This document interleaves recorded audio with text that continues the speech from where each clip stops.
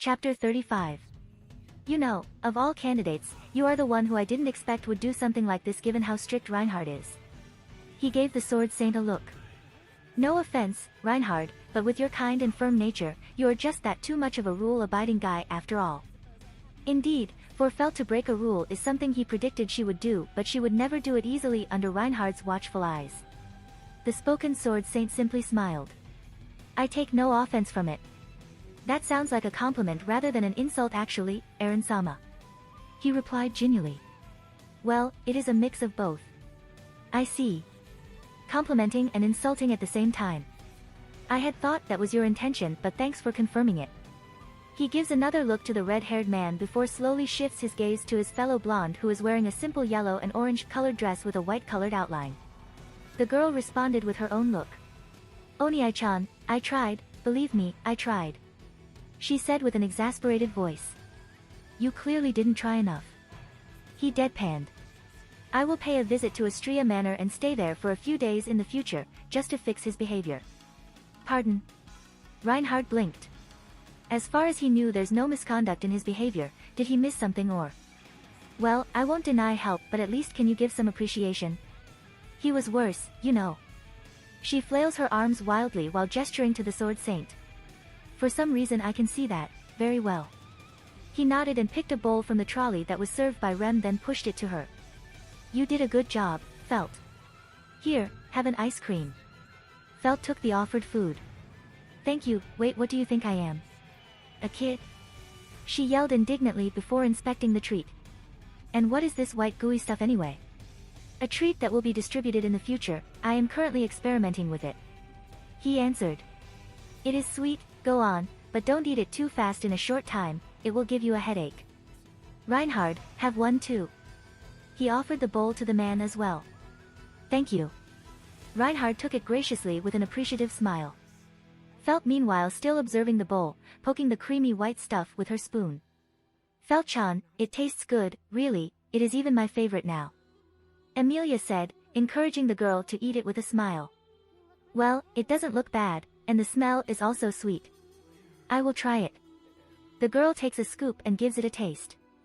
Her red eyes immediately sparkling as flavor exploded in her tongue. This is good. It tastes good. She exclaimed with bright eyes, looking at the bowl in a new light. Indeed, soft, creamy, sweet, and fit in the tongue. Reinhard makes his own commentary as well with a pleasant smile. This reminds me of a cake, but the taste is immediate. The fact you can make a cake but not mayonnaise, ice cream, and most condiments actually confuse me. Eren thought in a bewilderment regarding food's matter on this world. Just how does this place actually work? This will be good food when summer comes, which is pretty soon. A cold, sweet and refreshing treat, yes, I can see how this will be very popular during that time. Reinhard nodded approvingly. Reinhard, can you make this thing in the future? Felt asked. The red-haired man closed his eyes for a moment before reopened them and he nodded. Yes, I already received divine protection that allows me to analyze the food I just tasted. Hey, that's cheating over there. Eren's right eye twitched annoyingly hearing the conversation. While I am not one to talk about abuse of power, but have some tact, will you? While Reinhard had the decency to look sheepish and apologetic, Felt only stuck her tongue out at him. Eren responds by pinching her cheek. Abwabwabwa. You are cute, Felt, but that won't make me hesitate to punish you. He deadpanned at the flailing girl. He released his hold and let her rub her red cheeks. Damn you, Oni-chan. Stop doing that. Never. And you. She glared at Reinhard. Why didn't you stop him? Because Eren-sama is right in this situation, Felt-sama. You did behave improperly after all. He replied smoothly. And he also has no ill intentions towards you. My cheeks speak otherwise. Felt grumbled. Ah, don't worry, Felt-chan, I can understand you. Emilia gives her a sympathetic look. He did that to me too. She remembered the time Eren pinched her cheeks, it was anything but pleasant. Felt glared at him. You cheeks lover. You even touched Ne-san. You make me sounds like sexual predator, cease that, or I will pinch you again. Knowing that is not a joke, Felt immediately shut her mouth and clutch her cheeks protectively. Now, back to the track, while I didn't expect you to be here due to Reinhard's nature, I actually am not surprised you will do something like this. What he meant by this is breaking the treaty and rule he set so casually. Originally, none of the candidates save for Amelia could meet him without proper arrangements first. That was a rule that he established with Elder Miklatov McMahon. The arrangement of the rule was established during his stay at the castle. While it is true that the choice is up to him who he would pick to support, the Elder suggested to him that he should at least give the other candidates a chance as well. Under any normal circumstance Aaron would refuse, however, after much consideration, he decides to give them a chance, mainly because this will allow him to build his own network as well. So he allowed them to contact him, however, it can't be instantaneous. There should be a confirmation first whether they could be allowed to come or not, this to ensure he wasn't busy or something like that. Oh come on, don't be stuck in the mud, Oniai-chan, I knew you didn't care much about this. Felt pouted. That I am, I consider you two as friends already after all, you can visit whenever you want, however, the public didn't see it that way. Regulations and rules exist for a reason, not just only to be broken. He added the last part when Felt opened her mouth, prompting her to shut it. Dang, that was a cool one, Oniai-chan. Rules exist to be broken, I am taking that. Felt declared with a grin. And don't ignore the regulations part, Felt-sama. Reinhard commented. That was very important after all. Yeah, that too. Aaron snorted in amusement. In any case, I will let this slide and dash. Hold up, Oniai-chan, I am not here to meet you. Felt quickly cut him. It wasn't me that wanted to, so it doesn't count, I still have my free use. There's no free use in the first place. He deadpanned. Who is this girl to claim such a thing boldly in the first place? Also, if you don't want to meet me, then why are you here? This is unexpected developments, for what reason she? Nope, I am here just so this guy can leave. Felt patted Reinhard's back in a rough manner, but the Sword Saint appears to be fine and doesn't mind it. He wants to meet you personally but is also worried about his duty to be on my side, so I drag him here. Ah. His eyes narrowed to the red-haired man. Reinhard wants to meet him. Now this is very surprising, what possibly the guy wants to talk Abu to the point he has to break a rule. It is so out of character for him. A thought to wonder immediately, but first, he has to do something else. For her to accompany you here, your relationship has been improving. Good job, Reinhard. He praised the knight in an approving tone. While the small blonde began to sputter in denial, the red-haired man beamed, showing a sincere happy expression. Thank you Aaron-sama, Felt-sama is truly an amazing person. She is a pretty and cute one, you will have a hard time in the future. He said sagaciously. She is 15 now, give her a year of full treatment and she could become like a princess, and that guaranteed to happen with Reinhard on her side. What are you saying? You dash. I agree, Felt-chan is truly cute. Amelia agreed with them while clapping her hands, eyes showing obvious affection to the shorter girl. So Amelia-sama can see it too, indeed, Felt-sama is an outstanding lady, yes? The three of them nodded to each other in an understanding manner. To Amelia, Felt is indeed an adorable girl, even if she is supposed to be her rival, but her relationship with the small girl is actually the closest one among the candidates save for Crush Karsten, who has shared the battlefield with her. You three. Felt glared at them, cheeks red in embarrassment. Shut up. You all really have a bad taste, you know. You guys suck. Felt-sama, that is not a proper language for a lady. Screw you. That would be improper of me. Ah. You handsome bastard. Just go die. I am afraid that was not possible, I have sworn to protect you after all. Amelia smiled at the interaction. It was sweet and refreshing.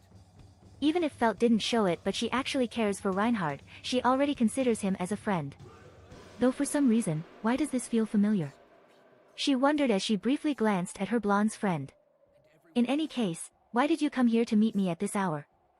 Aaron asked, finally finished with his teasing. Astria Mansion is not particularly close to their place after all, and this is still fresh after breakfast time roughly, they must be leaving very early. He noticed Reinhard's posture tensed, he then slowly rose from his seat and fell to one knee, one hand crossed over his chest. This made the blonde's green eyes narrowed slightly. Oh Pendragon-sama, I apologize for my sudden arrival today. He apologized sincerely, voice carrying a tint of shame yet also very respectful. I decided to come at this hour because I know there's a chance that you will be busy at noon. I want to be as early as possible so I won't bother your schedule, and I promise this won't take long. He paused, appearing to take a breath before continuing. So please, grant me this request, allow me to have a private conversation with you for a short time. A formal request. The red-haired man's words were sincere and full of passion somehow, something that Aaron found quite dumbfounding as he was aware just how unlifelike Reinhardt actually was, or how he was supposed to be in canon. Is this Felt's influence? No, they barely know each other, they've only been together for almost 4 months, I doubt it would be this much. Then again, he did change Rem's life only in a few days, so that is not impossible, but... that light. He remembered the light that shone upon the battlefield and brought salvation to everyone. Just what did you see in that light, Reinhard van Astria? He wondered. That light obviously played a major factor in his decision, and Felt gave the right push for him to act. To a being that is considered to be almighty, Aaron can't help but ponder just what he sees. Then again, knowing his character, what he sees in there, it's probably when he saw himself as human. How amusing. He guessed with a smile. For some reason, seeing this growth and unexpected act of the Sword Saint made him elated. Emmy, Felt, Remington. He called the girls' names one by one, eyes still focusing on Reinhard. Leave and do not eavesdrop on us, he said. And Felt, take your ice cream with you, it will melt if you leave it here, he added. Yes, Aaron-sama. If you say so then, Aaron. Okay, big sis, give me a tour. The trio left without much resistance. They know that Reinhard truly wishes to be alone after all, just by hearing his heartful request. Both swordsmen soon found themselves alone, Reinhard still on his knee with face down, and Aaron appearing to stand before him like a jury about to give his verdict. Stand up, Reinhard. I will not have my friend kneel before me like this unless it is a special occasion. We are alone now, you can talk to me like usual. Formality is fine and all, but with Reinhard, that is just bothersome since he is genuinely too polite and formal. You are too kind, Pendragon-sama. Reinhardt's voice was still low and humble as he obeyed his command, standing properly and meeting the pseudo-saber's eyes. The inheritor of the King of Knight's body returns to his seat, and he makes a gesture for his friend to take his own as well. Now, Reinhard, what do you need from me? He asked the man. The strongest being in this world takes a deep breath, his blue eyes reflecting various emotions, uncertainty, fear, and yet also hope and courage. Such emotions, coming from Reinhard, for some reason Aaron can't help but think this is actually a major development of his character. Pendragon-sama, I humbly ask for your help. He spoke fluently and modestly, then he bowed his head again. The Astria family request your assistance regarding one of ours. Ah, so this is about that. You are talking about Luana Astria. He concluded immediately. There's only one person that is currently alive, important and related to the Reinhard and Astria family as whole, and that is his mother. You want me to cure her, if possible. He remembered how Heinkel Astria also tried to meet him during his few days' stays at the castle, but he was rejected by the sage councils under his order that he doesn't want to have a talk that has nothing to do with the kingdom's affair as a whole, since he isn't so keen to stay at that place. Admittedly, I forgot about him. Aaron thought sheepishly. In his defense, he was already busy at that time, having to reread the kingdom's documents and also looking for something that has a record of what happened 400 years ago. And now it catched up to him, Reinhard is here to ask for help, but... Curious, there's no way Heinkel personally ordered Reinhard to approach him given their relationship, so this time, it is purely from Reinhard. Yes, Pendragon-sama, you have done something that I thought to be impossible on that battlefield when fighting against that indescribable monster, a victory. To Reinhard, who knows the nature of his own power, the fact that he declared even with his presence in their victory is still impossible, that would be catastrophical on another level. It was world-ending disaster for sure, and given what Aaron glimpsed, it was exactly that, a world-ending disaster. A roar reverberates in the air, shaking the world just by its sheer volume and raw strength. Army was blown away, heroes fallen one by one, and the stench of despair lingers on the field as 9 mismatched eyes curled with a sadistic pleasure. His muscles stiffened when another scene flashed across his mind. He quickly clamped down the first reflex to jolt in his seat. It was fortunate that Reinhard was still bowing his head and thus did not see that momentary weakness. Focus, can't be distracted, focus. He forced himself to remain calm and take a deep breath. Distraction, he needs to make a distraction first so he can have time to formulate the scenario. About that, I haven't exactly received your report about your battle against the Archbishops of Gluttony, mind to do that for me? Reinhard raised his head and blinked once. No, I don't mind. he said. Allow me to start from the beginning then. Reinhard, there will be 1 or 2 archbishops near on the Hakugiai, they are the one that directed that thing. I want you to track them down and kill them, this is non-negotiable, do not offer any chance of surrender or taking them as prisoners. An extermination job without negotiation, that is a tall order, Eren-sama. On the road and field between the Fleur and Flugels tree, Sword Saint stood alone, by himself observing the field, a duty entrusted upon him. To exterminate monsters like always. What with that honorific? Just call me by my name. That is impossible, we are not in private place and you are my superior right now so Reinhard, you helped me once when I was in trouble without even knowing who I was. As far as I know, that is already good enough, not to mention you are worthy of calling me casually. I am. But the one that fought the Bowel Hunter was yes, now stop doing that and focus on the task. This is very important. However, the monster he is about to face this time is different from others.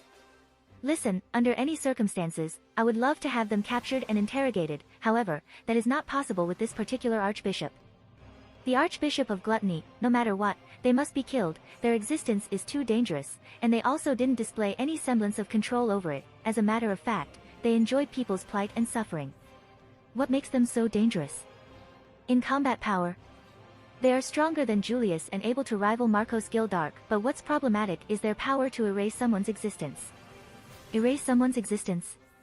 You know the rumor about Hakugiai, don't you? About how people that are related to its victims sometimes act deranged and seem to lose something important from their mind. The Archbishop of Gluttony capable of similar feats. Imagine this, you meet Felt on that day, but if you don't? What if you never meet her? As a matter of fact, what if she never existed in anyone's memories? That. Let me explain it further, this is the power the Archbishop of Gluttony possesses. For this monster is dangerous, verily. Not in terms of destructive power nor strength, but in aspect of the damage it could cause. Even he, himself, was taken aback by the ability they possess. It was a power that can be declared disgusting, to take, consume but never give anything back in return, not ended there, it robbed even from the world itself. It was a blight that had to be extinguished, a scourge upon this very land itself. What a fearsome and gluttonous power, just like their epitaph. And this power has gone rampant for very long, devouring countless victims. For the sake of the world, no. This is indeed a troubling ability. Let me be honest with you, Reinhard. There are probably hundreds or thousands of people already consumed by them, and worse of all, no one will know, no one aware they exist other than as numbers of casualties. I dare to say that perhaps, among other the archbishops, gluttony is the one that has sinned against everyone in this world, and worst of all, no one is aware of it and they become more insane because of this. What are you trying to imply, Eren? Let me be blunt. I am saying that in the future, if those things are not stopped here and now, they will eventually attack us, you, me, Julius, and Felt, and they came close to erasing one of our existences. Memories of Eren's declaration of the ominous future are still vivid in his mind. He didn't doubt his word for he spoke the truth, Reinhard knew and made sure of it. A monster that has robbed people of their beloved's very existence, erasing their trace in the world. What a vile creature, and that monster in the future will attack his friends and his lady, robbing them of their memories, Julius's existence according to Eren's prediction and nearly succeed in getting Felt as well. The idea that one day he would wander around his manor and didn't see his lady running and yelling around but find it normal was horrifying. Losing someone that is so important and yet not realizing it, and even the evidence of their very existence was also erased, so any way to remember them would be lost forever. Absolutely not. He will not allow it. And so for the first time in his life, Reinhard van Astria found himself fighting not only for people but also for himself as well. That whale is changing its course again Sue. It's moving to another route again. It keeps following another scent. There you are. Divine protection of hunter, divine protection of animal communications and divine protection of wind reading. Using 3 of those blessings, the Sword Saint managed to track the archbishops without much problem. Someone is here Tsu, we know, brother. Show yourself. Reinhard did. Stepping out from one of the trees, he was greeted by what looked like a pair of children, both had long brown hair and green eyes with fang-like teeth that wide open, one dressed in a rag and had a dirty appearance while the other wore clothes at least. Both almost look identical, siblings judging by what he just heard. There are 2 archbishops of gluttony as far as I know, their powers are split somehow. They look like children but make no mistake, they are not, this is a byproduct of their powers. The Archbishop of Greed has appearance of young man with white hair, if he is there then dash, look like children and look alike, they both are gluttony then. He concluded as he remembered Aaron's explanation about the Archbishop's appearance. There's no sign of the other Archbishops though. He noted while observing the surroundings. We know you. The one that wore a clean outfit spoke, eyes narrowing. Your appearance is not mentioned in our Gospel tzu. The other one added. Reinhard didn't make commentary about that, instead, he goes straight to the point. His order was clear, and his mind also in agreement. I am sorry for the inconvenience, but this is as far you two can go, Archbishops of which cult? He declared as he drew out his sword, one that was given to him to fight by Aaron. It was a good sword, high in quality, and while not the best, but is still strong enough so it can withstand his power for a brief moment. Archbishops of Gluttony, today marks the end of your rampage. Oh, he knows us, Sue. Interesting, did someone tell you about us? We aren't usually known after all. That is because no one ever remembers your attacks after you are done. He thought gravely as he recalled what Aaron told him about their modus operandi. You two have eaten countless names and people, that end today, no longer innocent shall be claimed by your powers. My name will be the last one that you ever hear. Mana drained from the atmosphere, the temperature dropped, the light in the air seemed to be warped. Power coalesced around him and he took his stance, sword poised, blue eyes narrowed sharply at the pair of archbishops who now tensed. Reinhard van Astria of the Saint Swords line. He introduced himself. Both archbishops looked at each other and entered their fighting stance as well with an eerie grin. Sin archbishops of which cult, representing gluttony. Both spoke in sync with a dangerous grin. Lai Batten Katos / Roy Alford. They introduced themselves. They both realize after a short fight they will lose, so they try to escape. Reinhard tilted his head, eyes glimmering with solemn light. Naturally, I didn't let them. Good. Aaron said in a very satisfied voice. With White Whale gone and the demise of two archbishops of gluttony, no one else will lose their existence. Although, do they say something that unusual in the middle of a fight? Something that peculiar?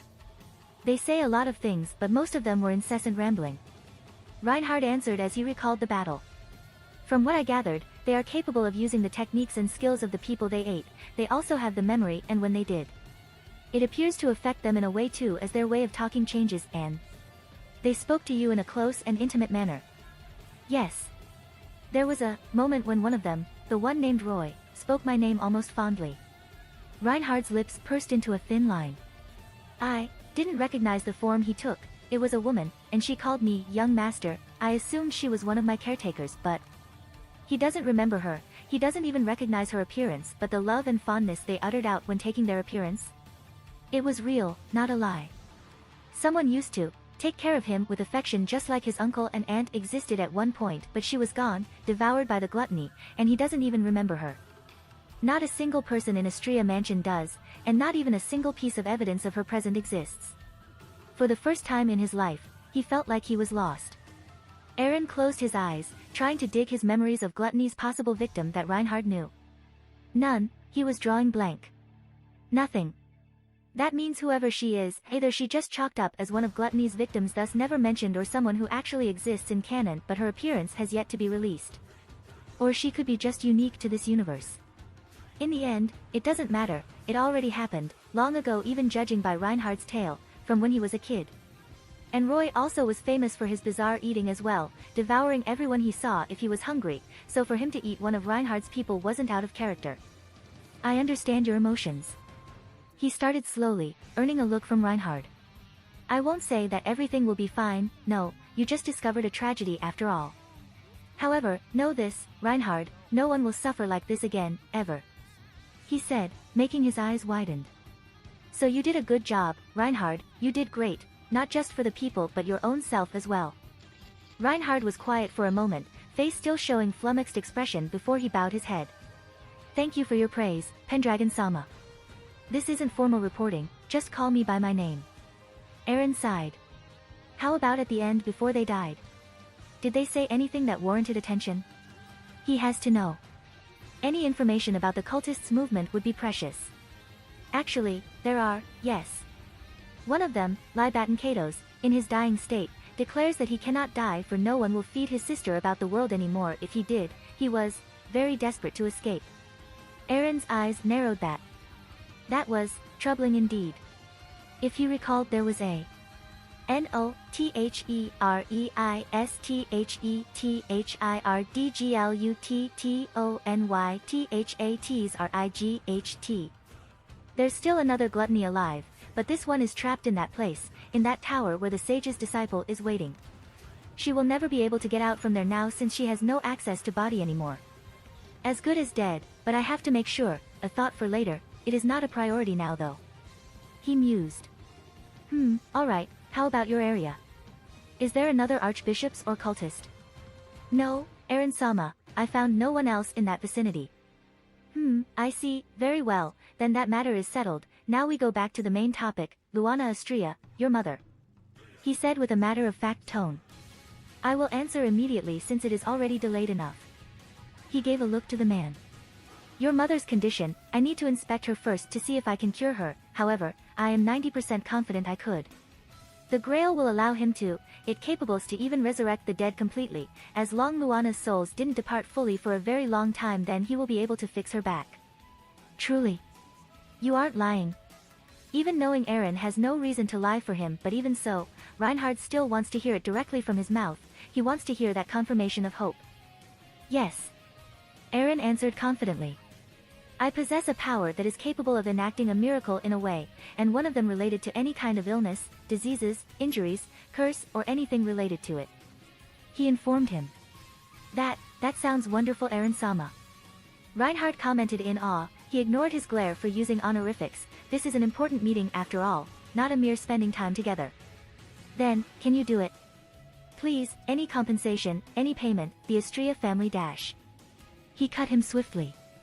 You know well I don't need any of those. Money and power, I have them all already. No, I don't need a payment other than your good conscience and honor for my sake in the future. His political power is unmatched by anyone. To put it in analogy, he is living in a Christian devoted kingdom and he is almost equivalent to the second Jesus for them. That is just how much power he has in this country. There must be something else. Aaron-sama, this favor, I can't just. Reinhard. He cut him, voice cool. You are assuming I would immediately go to cure your mother. His green eyes stare at his blues. I won't. Eyes widening, Reinhard balks at that statement. Pardon. I won't go with you to cure your mother. He repeated nonchalantly while picking tea on the table and sip it. An unfamiliar feeling stirred inside his chest, an intense emotion that urged him to do something quick to solve this rejection physically and demand the man before him to comply with his request. In the future, Reinhard will acknowledge that what he felt was anger, only short and brief it was. He quickly crushed that feeling, calming himself. This time, Reinhard's blue eyes pierced the blonde's green eyes. May I ask why? Because I don't want the main Astria family who just started to reconcile become in tatters, again. What? In response to Reinhard's confusion, Aaron closed his eyes, putting down his cup, and letting out a sigh. Reinhard, I will speak to you as a friend instead of the descendant of the great dragon. Believe me, I want nothing but help you now. He said with a sincere voice. However, having your mother cured right now, possibly will make things worse for your family. How so? Reinhard didn't know much of his mother, but from how his grandmother, grandfather, and father described her, she is a kind and benevolent woman, just like her angelic appearance. So why curing her can bring bad results to his family? I apologize in advance for putting it like this, Reinhard. It will sound very harsh, but do listen and imagine the scenario of what I am going to say. Aaron took a deep breath and then he spoke. Imagine this, you fell into a coma not long after giving birth to your son. Then you wake up and you find your son is metaphorically shackled to the kingdom. Now don't make that face, just listen until I am done, and said son is not happy with it. Hate? No. Apathetic? Yes. I know how you feel, Reinhard. It wasn't joy, but it wasn't hate either. You just got used to this entire thing. Not ending there, the man you love, the one you trusted your son with, the one you think will make things fine, failed in doing that spectacularly. And now he is a drunken waste that blames your son for every bad thing that happens to them, while in reality it wasn't.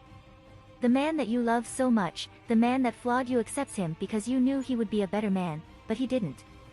And that still does not include your so-called father-in-law who actively used to blame your very son for the death of his wife, your 5-year-old son. Not only that, he behaves so badly in the end to the point it also influences your dearest husband and makes him turn into your son as well, even if it is unintentional.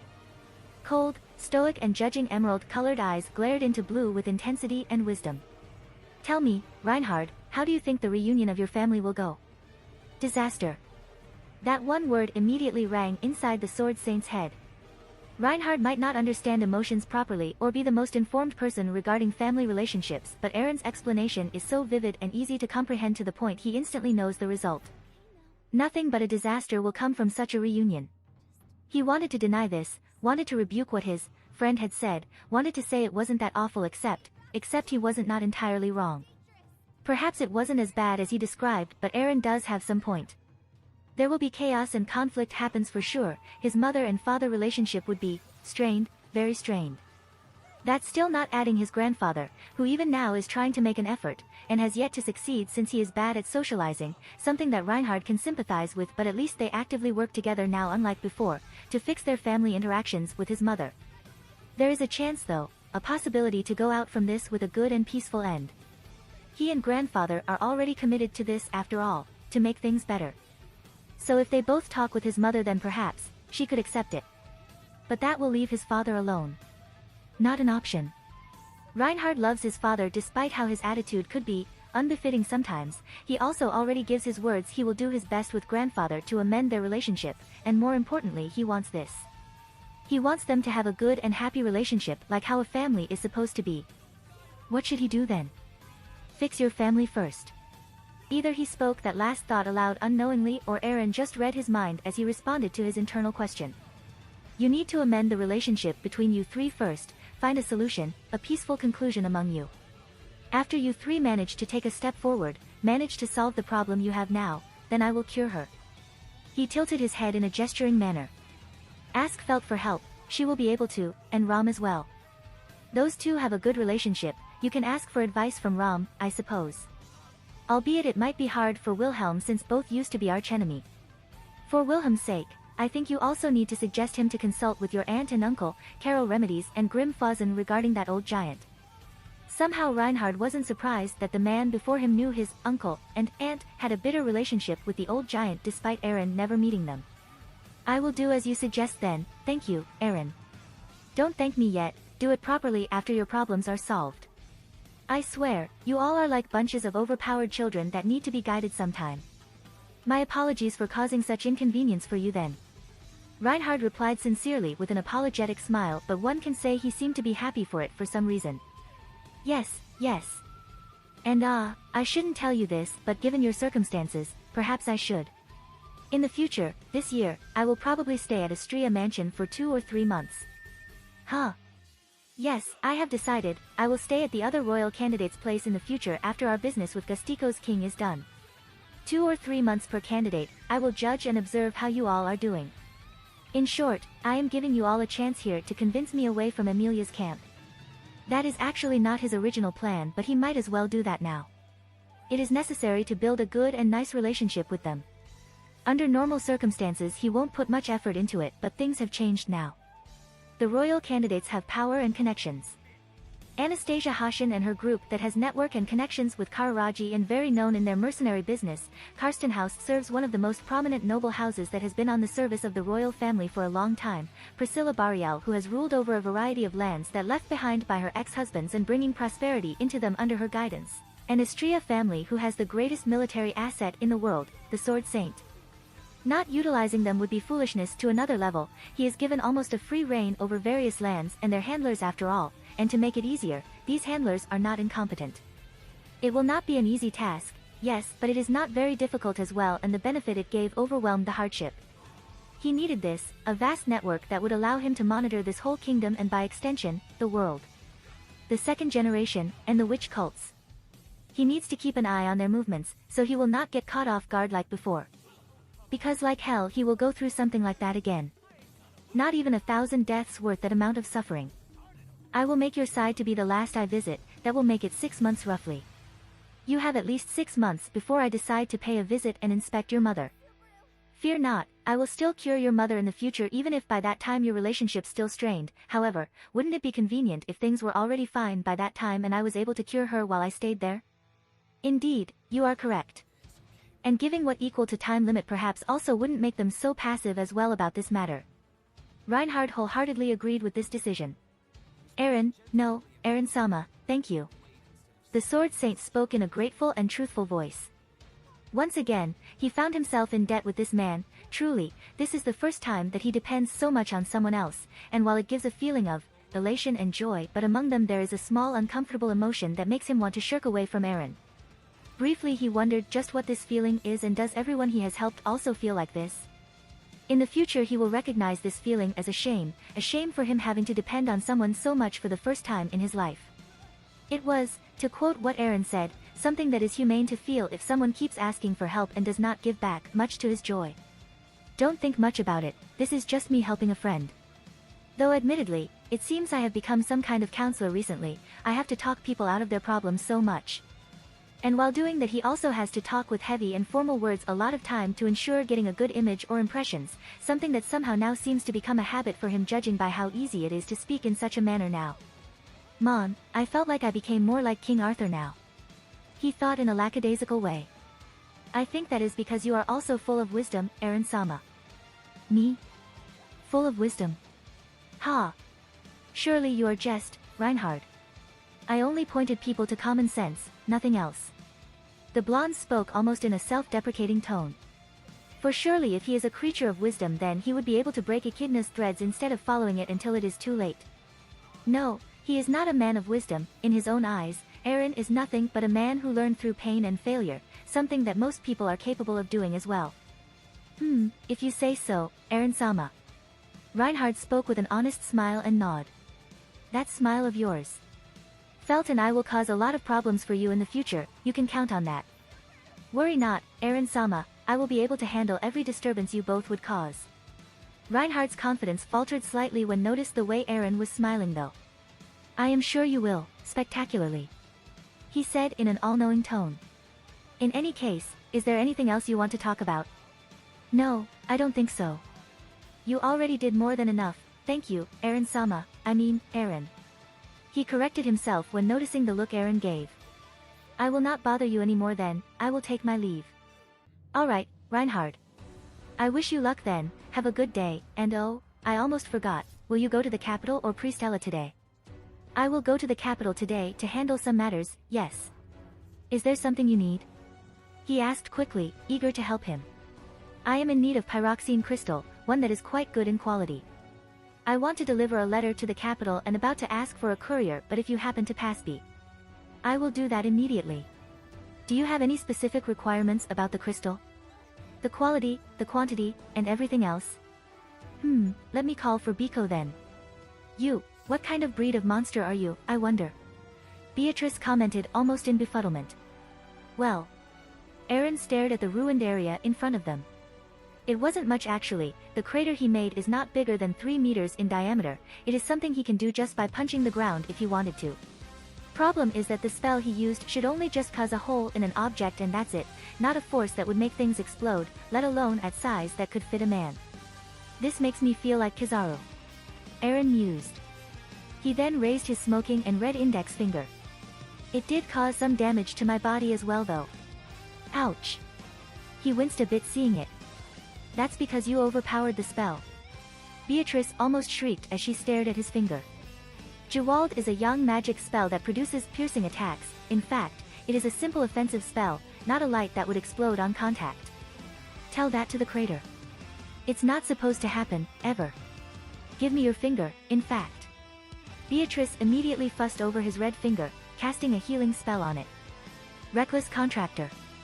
So careless and thoughtless, I suppose. Betty really needs to keep a close eye on you, in fact. She grumbled. Intelligent yet also idiotic. Seriously. Hahaha, thank you, Biko. He chuckled as he watched the girl healing his finger. But that, already as small as I can get. I mean, it is possible to make it smaller but it is hard, very hard. It is not only trying to pinch a hose but almost like plugging it completely and only allowing a drip to come out. Something that needed too much of a focus. Then from now on you don't need to use any offensive spell, I suppose, or at least not one that on a small scale. I can do that, but, at this rate I think it isn't worth the effort. Maybe I should only use spells if I want to destroy a massive object or an army. Or cast a defensive or supportive one, I suppose. That sounds more plausible than you using an offensive one. It has been an hour ever since Reinhard and Felt left. Now Aaron finds himself spending time with Beatrice, trying to find his compatibility with magic and learn more about it. After a short discussion they agreed that perhaps they should go on practical method instead of theoretical, a direct usage of magic to see the result. We don't even know what his element's compatibility are even after trying to look for it, but it is clearly the correct decision to make him try to use yang magic first, I suppose. Beatrice mused as she finished with him. It didn't take much actually, he already started to recover even before she used her spell, but she wanted to make sure he did, so she checked his whole body, hence why it took quite some time. But it is weird though, last time I received mana from him, it wasn't this dense.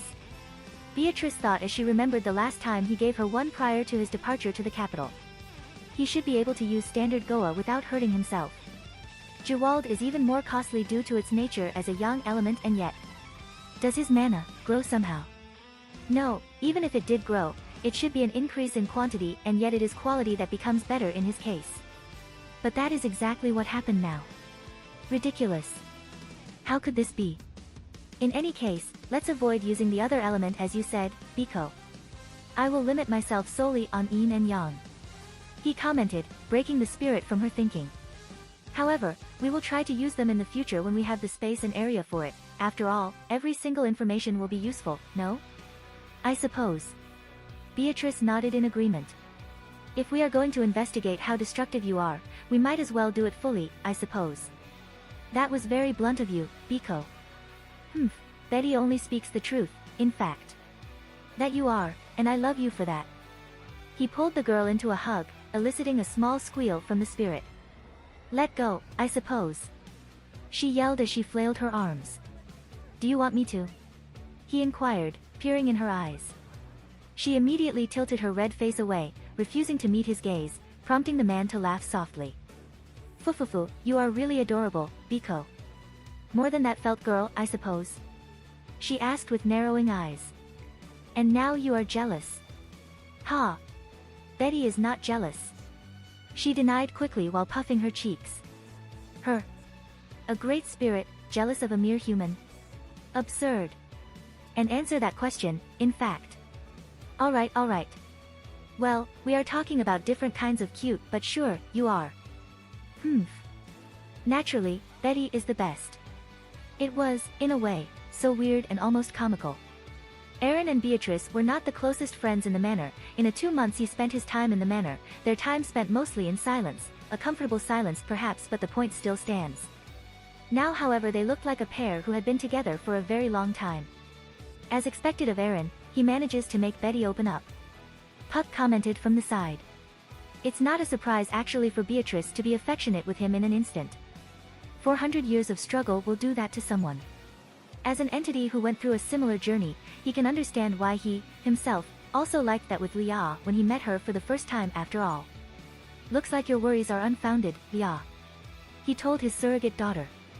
No, I am not worried about that, I am worried about Aaron exploding himself.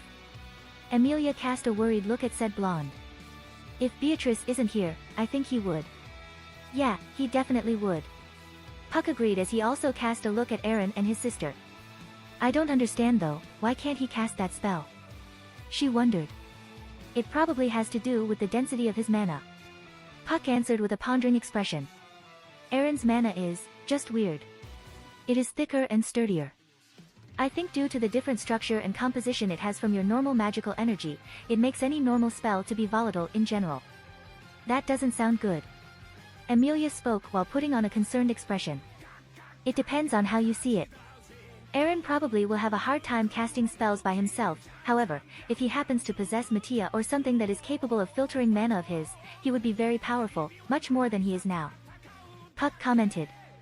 But such Mattia is not easy to obtain. Puck thinks his creator, Echidna, is the only person capable of forging one, and even then she would have to study him first. Materia will be hard to craft and it will need maintenance in case something goes wrong, but there's another way for someone to be able to use spells, through spirit, and at Aaron's level, the only one that could refine his mana appropriately would be Great Spirit. And in this case, it is Beatrice. She is created for him. Echidna, did you really manage to peer into the end? Puck wondered. It also appears that Amelia's thought is in line with his as the half-elf eyeing a certain spirit with a querying gaze. Then another great spirit like Beatrice would be able to control his mana, right? Definitely. Puck answered. If he casts spells without Betty filtering his mana, the result would be disastrous like what we just saw. You know, I won't be surprised if he causes what is supposed to be a simple blunder but it ends up nearly destroying the world in the future. Don't even joke about that, Puck. That really could happen with Aaron if he is truly being reckless. You are right, my bad, tee-hee. He apologized while poking out his tongue. I don't want to hear that from you too. Aaron yelled from where he was. The worst he ever did is only blowing up mountains and scorching land. These two. They rearranged the entire map. He ignored how blowing up mountains is also equivalent to rearranging the entire map. In any case, as you can see, Emmy, I am fine here. Aaron commented while approaching her with Beatrice in his hands.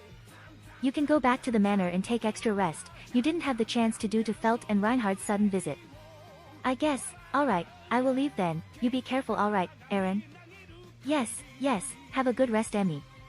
Amelia smiled before walking back to the manor's direction, leaving the duo by themselves. So, now that she is gone and we are already testing direct magic, how about we try something else? Earlier you said a barrier or something like that. No, we still need to test more direct magic, I suppose. We need to know your limits, however we have to be careful about it. Beatrice said with a thoughtful face. Using 4 elements is not an option. You can use the yang element perfectly, so the yin element would be next, I suppose. She nodded to herself. Yin spells for her contractor just like her, that sounds very good. Then yin it is, any suggestion? We will use a high-level spell of course so it won't harm you like before, let's see, cast this then. She raised one hand to the sky. El Minya. Power poured out from her body and coalesced in the air, then they began to take a shape of stake that lightened up in a purple flame, their numbers were many and all poised to one direction. The principle is the same as before, prepare the mana, visualize your spell, ready your body, and chant it. She said as she dismissed her spells, letting the mana wasted from them and they were gone. Alright. He nodded and took a breath, drawing his mana and raising his hand, visualizing the spell like hers, glaring at a specific place and chanting it. El Minya. And the spell worked as he intended. Aaron, how much did you use? A little bit more of the amount that I used when casting Jewald, maybe? Maybe? Look, I don't have a clear image of how much I used alright. I know it is small, but pulling out that small is not easy, I can't get the exact details. Beatrice didn't even reply, she understood what he meant. The amount he used was so small that it can't be measured, and yet. Her eyes narrowed on the sky, where what looked like a second sun popped out of nowhere, except this sun made of what looked like 100 of purple-colored huge stakes burning with power. They are bigger and more than what she produced a moment ago, doubling in fact. Cancel it, that would destroy part of this forest if it hit the ground, and us too, I suppose. She ordered him while keeping her eyes on the countless stakes above them, also preparing to cast shields in case something goes wrong. Right, canceling magic is like pulling back your mana so. He imagined how it goes, drawing back his power from his creation, and set it free, allowing them all to dissipate in the air.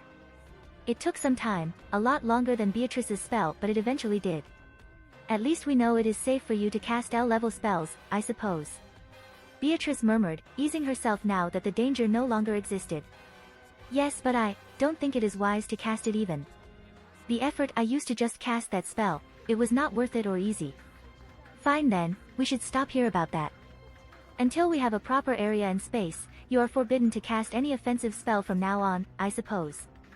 No complaints about that here. He agreed immediately. If he casts a spell it is guaranteed to be friendly fire. Yeah, he will only focus on swordplay alright. How about a healing spell then? A healing spell. That is water magic, in fact. Betty doesn't think you are ready for that level. No, the healing spell I have in my head is not completely water magic but, a mix with yang as well. He pursed his lips down. It's like, The idea and how to cast it is in my head, but I can't grasp it somehow. However, if I want to, somehow I believe it will work. That sounds like an instinctual knowledge, I suppose. Beatrice commented. Instinctual knowledge? It is the unlearned or spontaneous response to a relatively new stimulus, I suppose. Ah, so like how a newborn already knows how to drink milk from their mother's breast? Yes. She nodded in confirmation. But last time you tried to cast a spell, it exploded. Well, to be honest, I didn't visualize or actually try before. He said weakly. I just tried to summon my mana and small imagination, small intention, and then. He trailed off and made an explosive gesture with his hands. The amount of mana you used and the spell you intended to use was disproportional, hence why it exploded. Beatrice deadpanned. Reckless. Very reckless. Aren't you supposed to be smart, in fact? I admit that was my bad, I was a bit excited and wanted to show off. He admitted sheepishly. You are still a boy, I suppose. Beatrice sighed and clutched her forehead. Her contractor is wise, strong, and also smart, but at the same time he is also childish. Not like it matters though, Betty admits that it was kinda adorable, especially when he was turned into a kid a few days ago. Be that may, Betty thinks we shouldn't have you using healing magic, we test your limit first before going into that direction. She lectured him and made a pondering face. Agree, how about a defensive spell then? Like a barrier or something? Not a bad idea, but it must be magical in effect, I suppose. Any spell that is physical in any form could become dangerous as well. She mused. Earth barrier. This man could possibly rearrange the entire landscape. Wind. Slicing everything apart and ruining the land. Water. Creating a gigantic flood instead of a protective dome. Fire. He could turn this whole place into a magma. The main four elements are too dangerous to be used, Yang and Yin elements are the only options for him, but they also have their own problems as well. Yang and Yin elements are deemed to be useless because mostly they are harder to study to produce a result. Their offensive spells take more visualization, to the point it is easier just to use the simple ones such as strengthening and weakening, hence why no one delves too much into it, not only because they don't want to but they also can't. That however won't be a problem with her contractor. Beatrice feels a sense of elation at such thought. Contractor.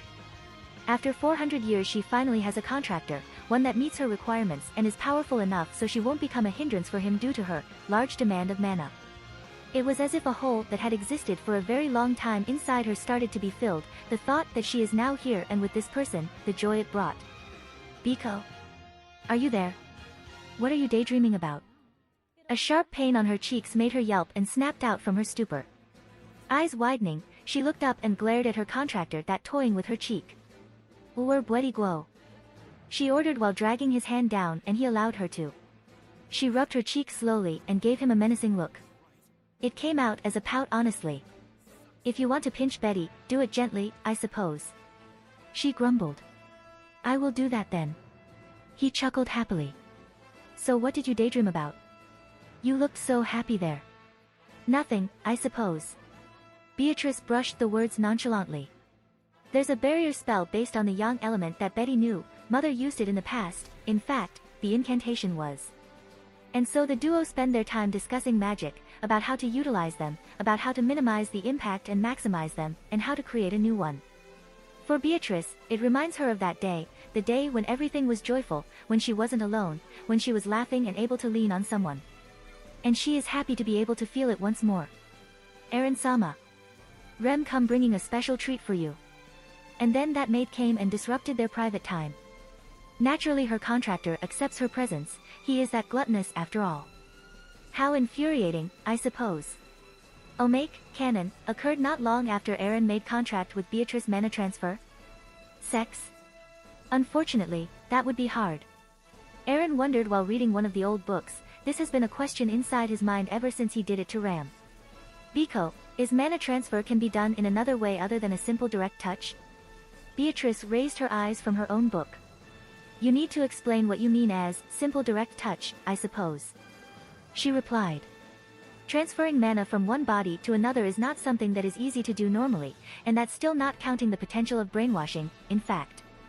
The fact his contractor could do it easily is just another proof of how special he really is. You don't just extract mana in their purest form from your body as easily as what he did, you don't. Ah.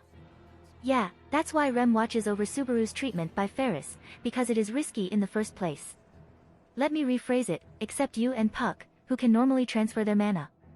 One that has expertise in water magic art. She answered. In a sense, a healer. And other than direct sucking via touches and curses, is there any other way to transfer mana? Bodily liquid is enough, I suppose.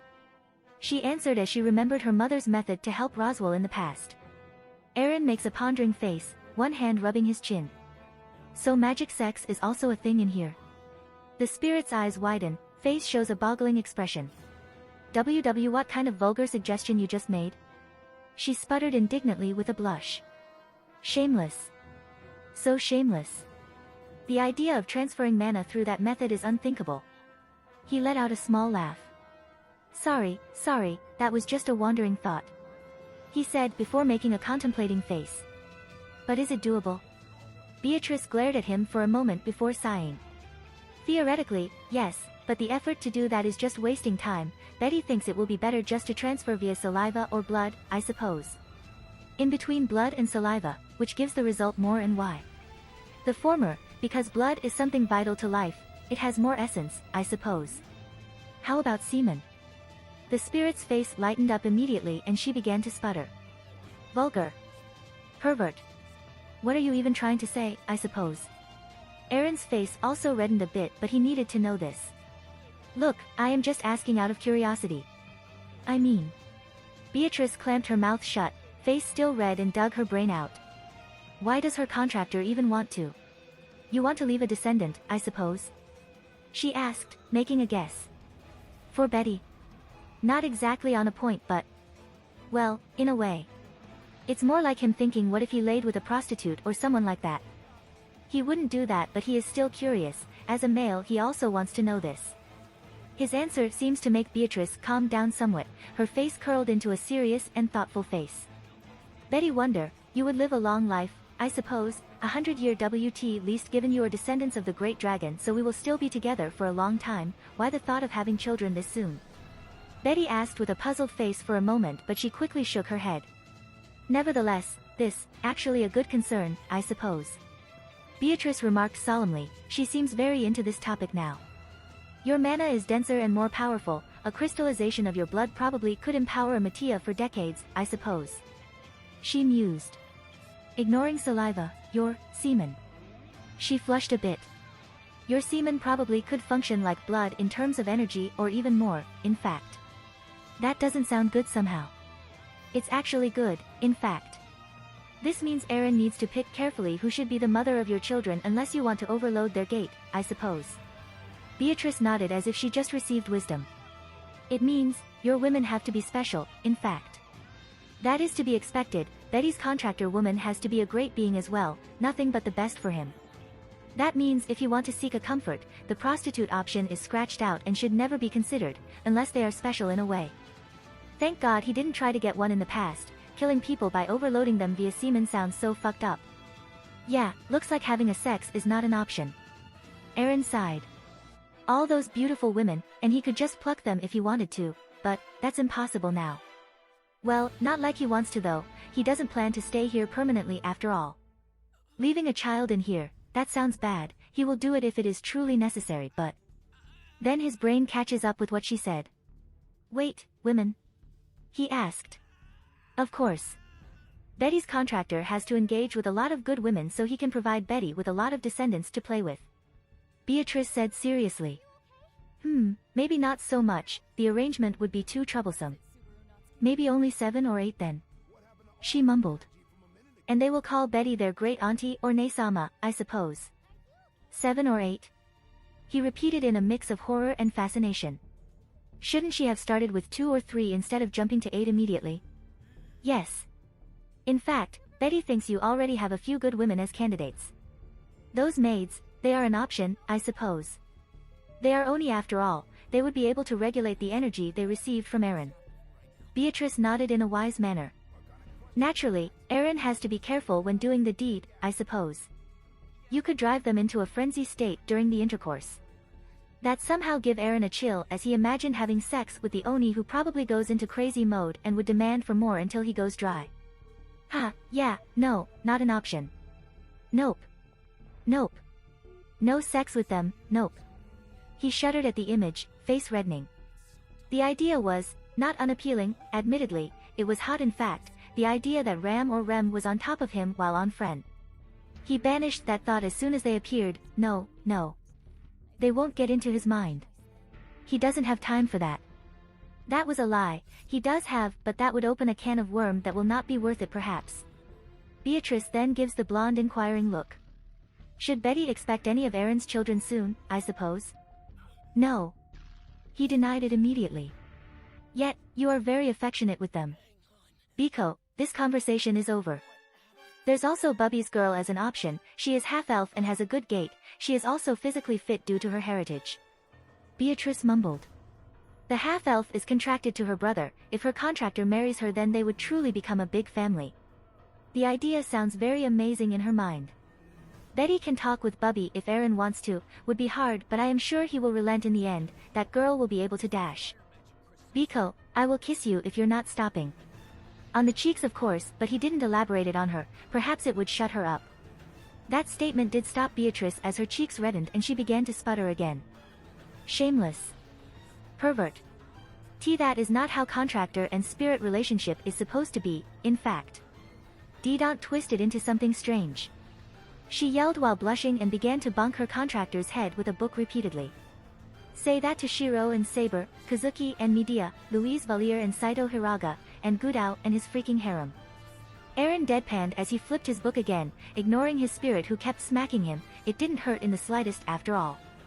And so went another peaceful day for Eren and Beatrice.